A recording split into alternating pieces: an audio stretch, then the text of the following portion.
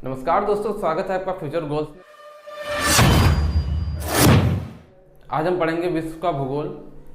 विश्व के भूगोल में ब्रह्मांड के बारे में जानेंगे और सोलर सिस्टम के बारे में जानेंगे, सौर मंडल के बारे में। आइए चलिए कुछ देख लेते हैं भूगोल के बारे में, इसके पिता कौन थे और कुछ थियरीज के बारे में। भूगोल के पिता थे हिकेटियस, यानी भूगोल के जनक कौन थे? हिकेटियस। और आधुनिक भूगोल का पिता किसे कहा जाता है? हम्बोल्ट को। और एक थ्योरी है सूर्य केंद्रीय स्थिर सिद्धांत, ये किसने दिया? कोपरनिकस, यानी कि हेलियोसेंट्रिक। ये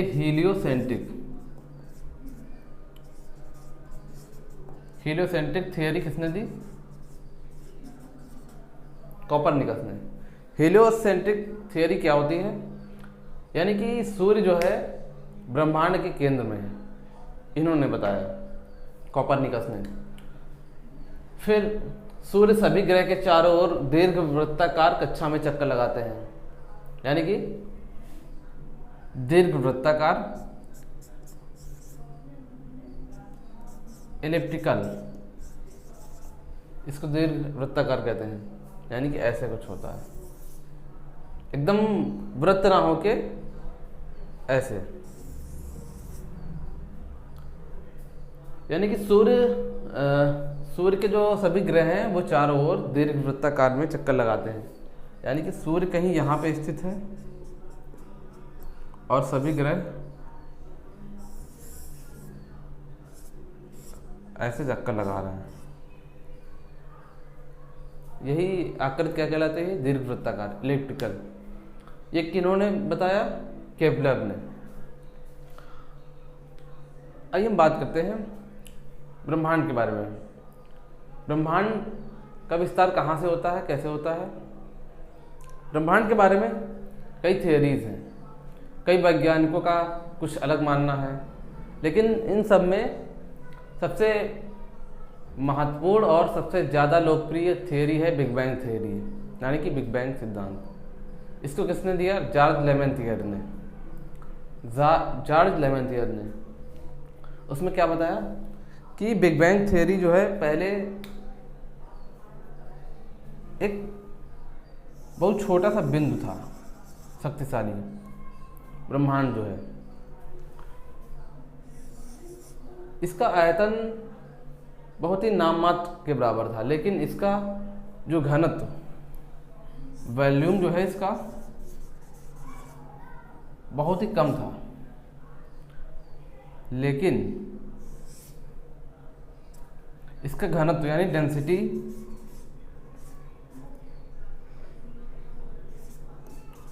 डेंसिटी बहुत हाई थी, लगभग बहुत हाई। और इसका टेम्परेचर, ताप, ये भी बहुत अनंत था। जब ये इसमें विस्फोट हुआ है तब इसके जो कण हैं टूट के बहुत दूर जाने लगे। इसी को बिग बैंग थ्योरी कहते हैं। किसने दिया? जॉर्ज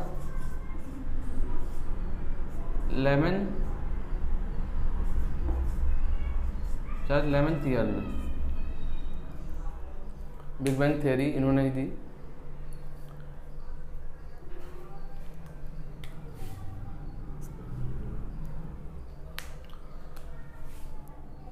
और ब्रह्मांड के रहस्यों को जानने के लिए एक संस्था है, यूरोपीय centre for nuclear research, CERN। इसने क्या किया? ब्रह्मांड के रहस्यों को जानने के लिए जिनेवा में महाप्रयोग सफलतापूर्वक किया। एक प्रयोग किया जिनेवा में CERN ने, European centre for nuclear research. इसने एक महाप्रयोग किया जिनेवा में, सफल हो गई।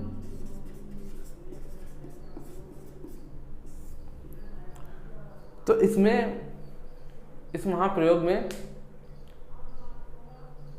प्रोटॉन बीमों को प्रकाश की गति से टकराया गया तो उसमें हिग्स बेसान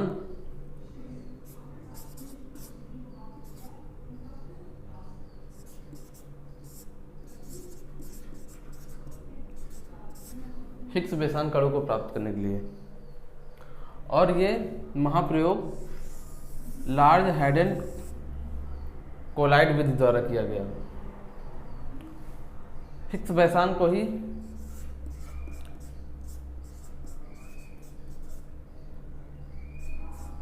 गॉड पार्टिकल के नाम से जानते हैं कि यानी कि इसी में पूरे ब्रह्मांड के रहस्य छिपे हुए हैं।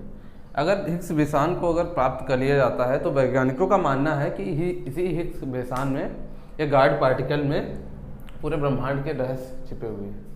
अगर इसको प्राप्त कर लिया जाता है तो ब्रह्मांड के बारे में हम सब जान लेंगे, कैसे बना, क्या था, कितना बड़ा था।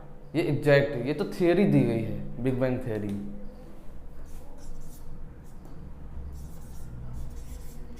ये सबसे मशहूर है।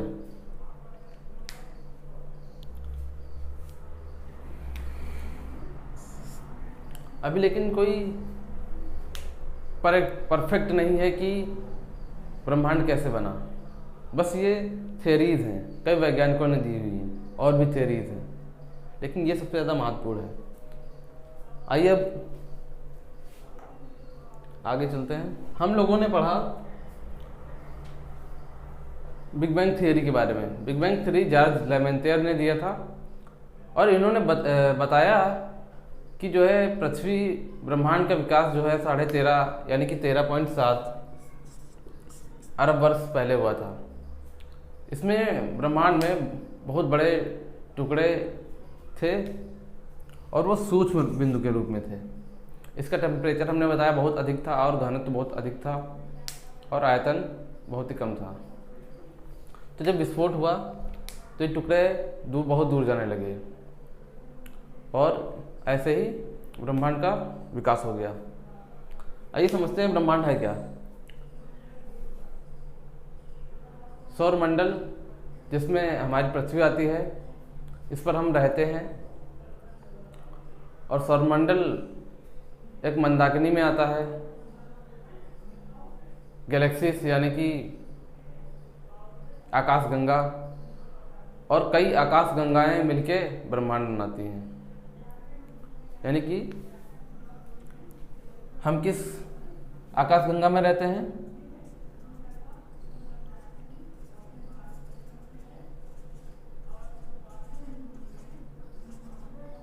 उस आकाशगंगा का नाम है मंदाकिनी।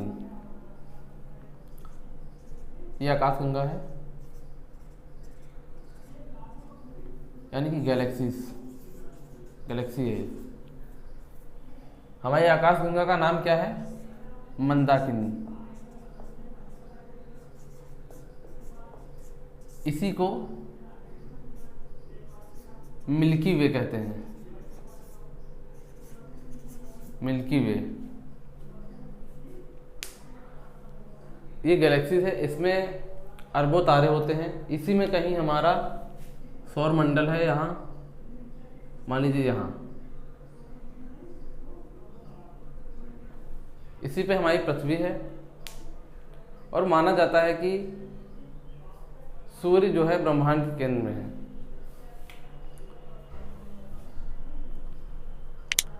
और हमारी जो मंदाकिनी है, गैलेक्सी है, यानी आकाशगंगा, कई नामों से संबोधित करते हैं। हिंदी में आकाशगंगा कहते हैं। आकाशगंगा क्या होती है? मैंने बताया, अरबों तारों का समूह क्या कहलाता है? आकाशगंगा। और कितनी आकाशगंगाएं हैं ब्रह्मांड में? माना जाता है 100 अरब। 100 अरब आकाशगंगाएं मिलकर ब्रह्मांड का विस्तार करती हैं। और क्वेश्चन ये पूछा जाता है कि जो हमारी आकाशगंगा है यानी गैलेक्सी, उसको मंदाकिनी भी कहते हैं। इसके सबसे पास की मंदाकिनी कौन सी है? गैलेक्सी, वो है एंड्रोमेडा। हमारी गैलेक्सी की सबसे पास है एंड्रोमेडा, एंड्रोमेडा गैलेक्सी।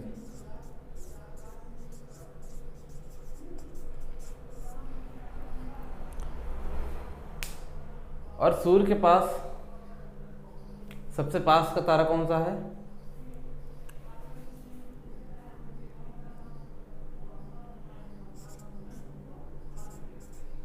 प्रॉक्सिमा नेचुरी।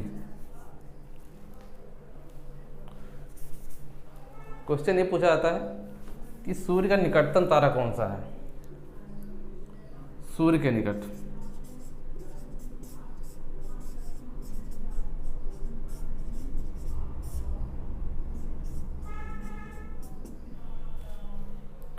सूर्य के निकट कौन सा तारा है?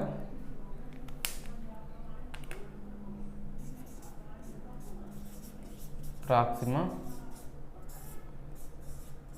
नेचुरी। ये काफी क्वेश्चन पूछा गया है।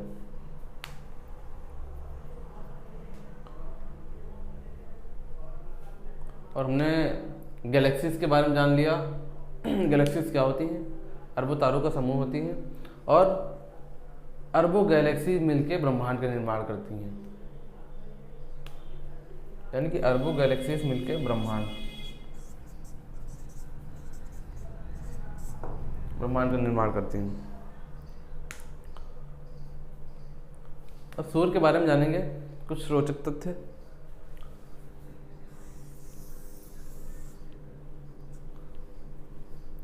यह है सूर्य। इसकी बाहरी परत का तापमान कितना है? लगभग 6000 डिग्री सेल्सियस।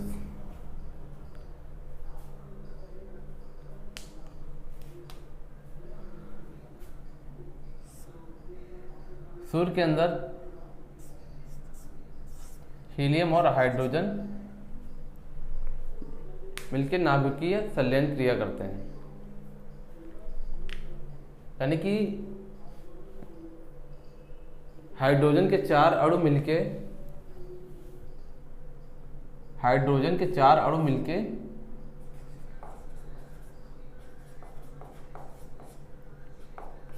एक हीलियम का निर्माण करते हैं, यानी कि इससे यही ऊर्जा का स्रोत है। यही कारण है कि इस पे हमेशा जो है ये हमेशा गर्म रहता है, ऊर्जा युक्त रहता है सूर्य। अगर ये ना हो तो पृथ्वी पे जीवन ना होगा, जीवन असंभव रहेगा। हम लोगों ने गैलेक्सीज के बारे में जान लिया था। अब जान लेते हैं कुछ दूरी के यूनिट के बारे में, यानी कि अंतरिक्ष में, ब्रह्मांड में दूरी कैसे मापी जाती है वो देख लेते हैं। ये ऊपर लिख रखा है IAU। ये क्या है? इंटरनेशनल एस्ट्रोनॉमिकल यूनिट, यानी खगोलीय यूनिट। क्या होती है? इसकी कितनी दूरी होती है? 1.495 × 10⁻11 मीटर, यानी कि एस्ट्रोनॉमिकल यूनिट बहुत ही इंपॉर्टेंट है। ये क्वेश्चन एग्जाम में पूछा गया है कि इसकी दूरी कितनी होती है। आइए जान लेते हैं एस्ट्रोनॉमिकल यूनिट क्या होती है। IAU ये पृथ्वी और सूर्य के बीच औसत दूरी होती है। औसत दूरी होती है। ये औसत दूरी क्या होती है? जैसे कि हमने बताया अभी कि जो सूर्य है वो सौर मंडल में एक किनारे स्थित है, सबसे बीच में नहीं है। तो पृथ्वी जब यहाँ पे होती है तो जाहिर सी बात है, अगर ये सन है सूर्य और ये है पृथ्वी, जाहिर सी बात है कि यहाँ पे पृथ्वी सूर्य के पास होगी। और जब यहाँ होगी पृथ्वी जब यहाँ पे होगी तो सूर्य से दूरी पे होगी, यानी कि यहाँ पे पृथ्वी की दूरी कितनी होती है? 14.70 अरब किलोमीटर। और यहाँ पे कितनी होती है? यहाँ से यहाँ तक की दूरी 15 लगभग 15.21 लगभग इतनी। करोड़ किलोमीटर, अरब किलोमीटर। तो इन्हीं दूरियों का औसत ही क्या कहलाता है? एस्ट्रोनॉमिकल यूनिट, खगोलीय दूरी। यानी पृथ्वी से सूर्य के बीच औसत दूरी क्या कहलाती है? खगोलीय दूरी, यानी एस्ट्रोनॉमिकल यूनिट।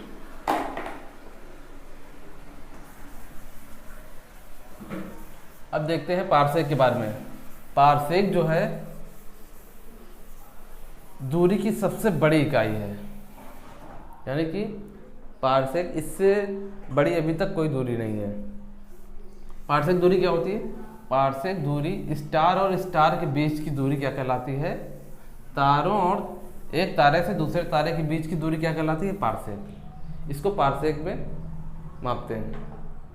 जैसे कि कोई सन तो हमारा एक स्टार है, सन जो है हमारा स्टार है, ये सन।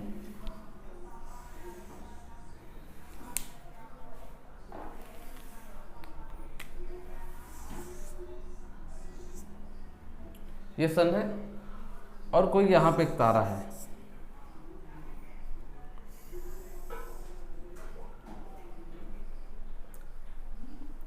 ये है सूर्य, चल नहीं रहा है।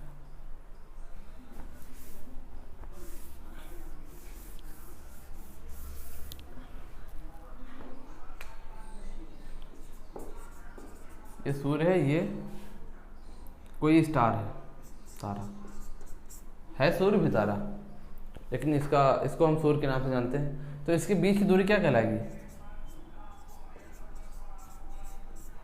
इसके बीच की दूरी जो है पारसेक में मापी जाएगी।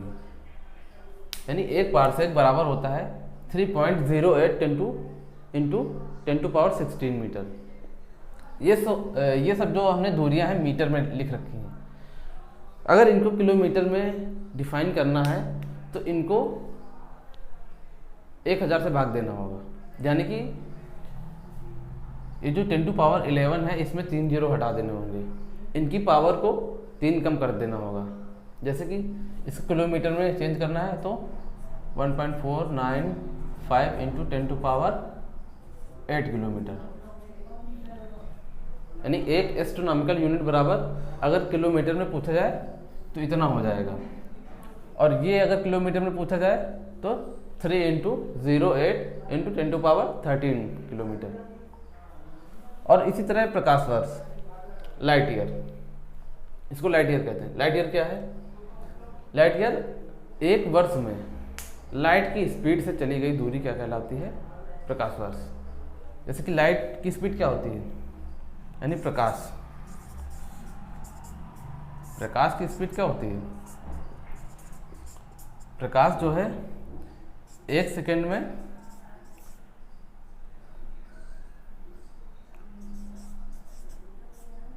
इतनी दूरी चलता है, 3 इंटू 10⁸ मीटर प्रति सेकेंड। इसी तरीके से एक साल में कितना चलेगा? एक साल में इतना चलेगा 9.46 into 10⁻15 metre, 9.46 into 10⁻15 metre, MTR यानी मीटर। तो इसको अगर किलोमीटर में बदलना है तो 1000 से भाग कर दो या इसकी पावर में 3 कम कर दो। वो कैसे होता है बताते हैं। जैसे इतना है, ये क्या है? ये है प्रकाश वर्ष, यानी कि लाइट ईयर।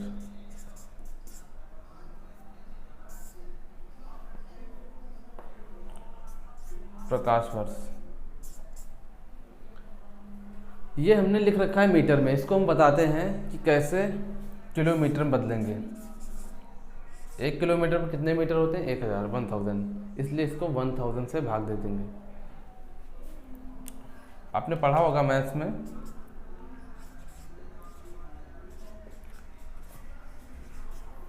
1000 को अगर हम पावर में 10 की पावर में बदलेंगे तो कितना होगा? 1000 बराबर क्या लिखा है? यही तो लिखा है 10 × 10 × 10।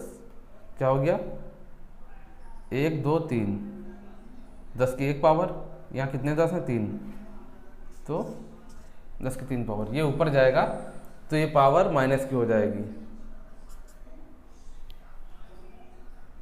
यहाँ पे।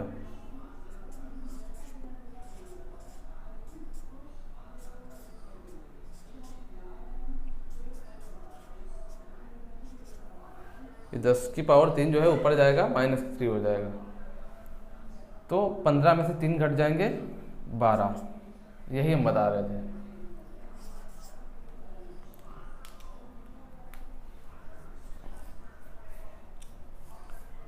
मीटर से हमने किलोमीटर में बदलना जान लिया, कितना हो जाएगा 12 किलोमीटर।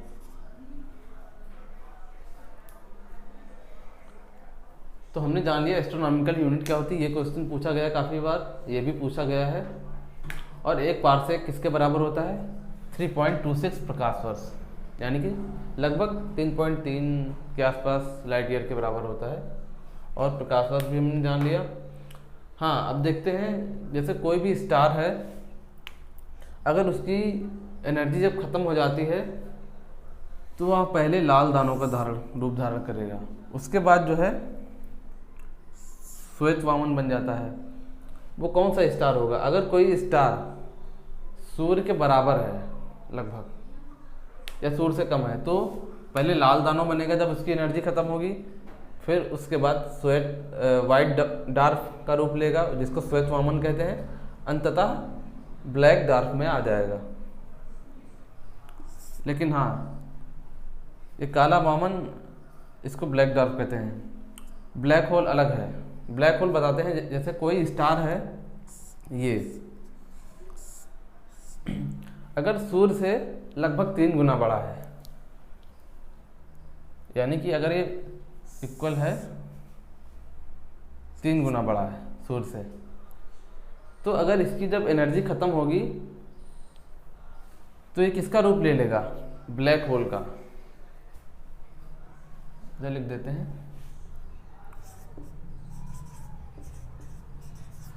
ब्लैक होल, इसको ही बोलते हैं कृष्ण विवर।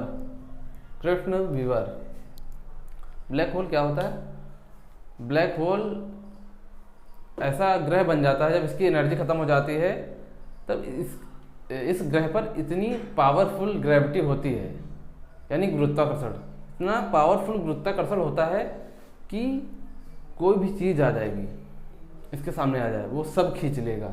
ये स्टार जो है, अब जो है ब्लैक होल बन चुका है, तो कोई भी चीज़ आ जाए, चाहे सन ही क्यों ना आ जाए, इसको भी खींच लेगा।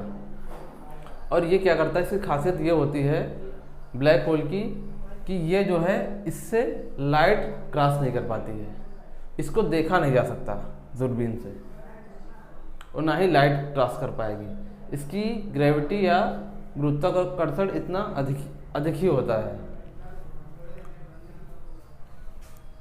और ब्लैक होल का आकार कैसा हो सकता है, आप यकीन नहीं करेंगे, ब्लैक होल जो है सबसे छोटा